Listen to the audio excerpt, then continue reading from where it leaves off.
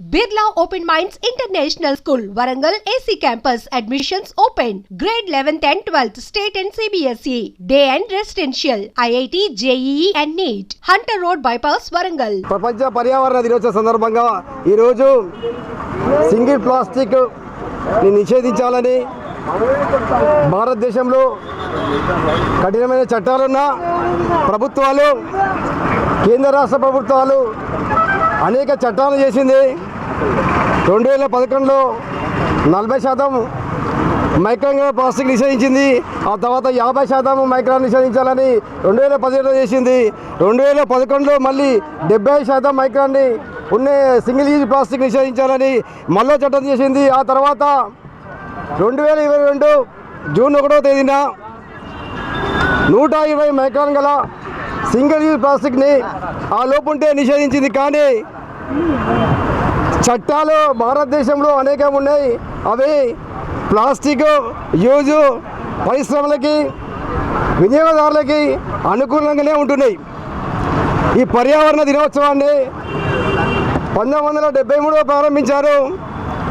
కానీ నేటికి ప్రారంభించి ఇప్పటికీ 53వ ప్రపంచ పర్యావరణ దినోత్సవాన్ని ఘనంగా భారతదేశం జరుపుకుంటుంది.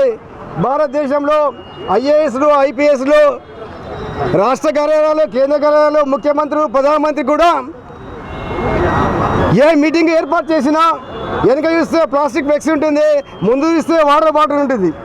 ఆ తర్వాత వాళ్ళు భోజనాలు కూడా ఏర్పాటు చేస్తే ప్లాస్టిక్ పేపర్తో ప్లేట్లు ఏర్పాటు చేస్తున్నారు. వాటర్ బాటిల్ కూడా దాంతోపాటుగా వాటర్ గ్లాసులో నీళ్ళు ఏర్పాటు చేస్తున్నారు. అంటే ప్రభుత్వ కార్యాలయాలే, ప్రభుత్వ అధికారులే, ప్రజాప్రతినిధులే వాళ్ళ కార్యక్రమాలకి ప్లాస్టిక్ని వినియోగిస్తున్నారు. అంటే వాళ్ళు ఫస్ట్ వినియోగించకుండా ప్లాస్టిక్ రహితంగా భారతదేశంలో ఉన్న ప్రతి ఒక్క అధికారి ఉంటే ప్రతి పౌరుడు మారే అవకాశం ఉంటుంది. మీరు మారకుండా ప్రజలు మారాలి, ప్లాస్టిక్ నిషేధించండి అని రోడ్ల మీద ఫ్లెక్సీలు పెట్టి, బోర్డులు పెట్టి ప్రజాధనాన్ని దుర్వినియోగం చేస్తున్నారు. అంటే అది ఉపయోగపడుతుంది కానీ చూసిన వాళ్ళు, మారే వాళ్ళు తక్కువ. చట్టాలు ఉంటే వాటితో శిక్షించాలి. ప్రపంచ దేశాల్లో చూస్తే అనేక దేశాలు, కెన్యా, రువాండా అలాంటి దేశాలు చూస్తే కఠినమైన చట్టాలు ఉన్నాయి. వాళ్ళకి శిక్షలు కూడా, జరిమానా కూడా విధిస్తున్నారు.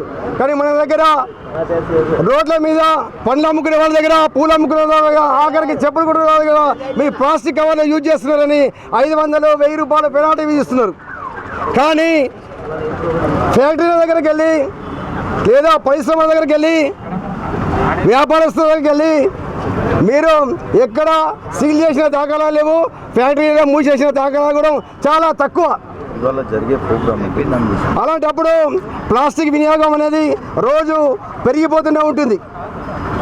ఈ ప్లాస్టిక్ వినియోగాన్ని తగ్గిస్తే భూమి బాగుంటుంది, సారవంతమైన భూమి ఉంటుంది, నీరు కలుషితం కాదు, గాలి కూడా కలుషితం కాదు.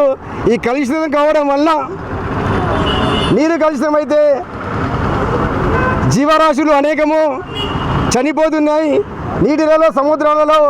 అలాగే జంతువులు ప్లాస్టిక్ వ్యర్థాలని, ఎక్కువ సంఖ్యలో మానవుడు ఉపయోగించిన వ్యర్థాలని, సింగిల్ యూజ్ ప్లాస్టిక్ని బయట ఇష్టం ఉన్నట్టు ఎక్కడ పడితే అక్కడ వాటర్ బాటిల్ తాగితే ఎక్కడ పడేస్తున్నాడు, లేదా పెరుగు ప్యాకెట్లు, నూనె ప్యాకెట్లు, పాల ప్యాకెట్లు ఇలాంటి అనేకం బయట పడేస్తున్నారు. అంటే ప్రభుత్వాలు తడి చేస్తా, పొడి చేస్తా అని వేరు చేస్తుంది. కానీ అది పేరుకు మాత్రమే పరిమితం ఉంది.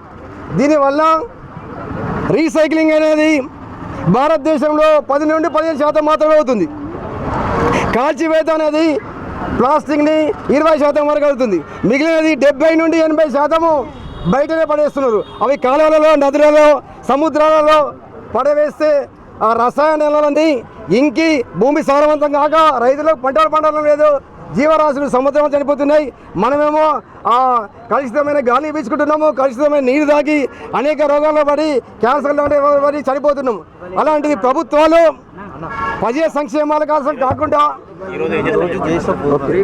పర్యావరణాన్ని రక్షించాలని, కాపాడాలని, భవిష్యత్తు పిల్లలకి మెరుగైన గాలిని, నీరును, భూమిని ఇవ్వాలని ఈరోజు మేము జ్వాల అవినీతి వ్యతిరేక సంస్థ తరఫున వరంగల్లో 1000 స్తంభాల గుడి నుండి అంబేద్కర్ విగ్రహం వరకు సింగిల్ యూజ్ ప్లాస్టిక్ని ప్రజలు ఏ విధంగా వినియోగిస్తున్నారు అనేది పొద్దున ఉదయం లేచినప్పటి నుండి రాత్రి పడుకునే వరకు ముఖాల దగ్గర నుండి మెడకాయ వరకు ప్లాస్టిక్ని వినియోగిస్తున్నాం. ఏదో ఒక రూపంలో ఒక్క రోజుకి 30 గ్రాముల ప్లాస్టిక్ని ఉపయోగిస్తున్నాం. అంటే ఒక మనిషి ఒక సంవత్సరానికి 11 కిలోలు ఉపయోగిస్తున్నాం. అంటే టన్నులు అనేక వస్తున్నాయి. అందుకని ఈ ప్లాస్టిక్ని నిషేధించాలని ఈరోజు మేము ప్రజలకు అవగాహన కల్పిస్తున్నట్టు, అలాగే అధికారులకు ప్రభుత్వాలకు కఠినమైన చట్టాలు లేవాలని, ప్లాస్టిక్ సింగిల్ యూజ్ వినియోగించే వాళ్ళని చర్యలు తీసుకోవాలని మేము కోరుతూ ఈ ర్యాలీని ఈరోజు 1000 స్తంభాల గుడి నుండి అంబేద్కర్ స్టాచ్యూ వరకు కొనసాగిస్తాం.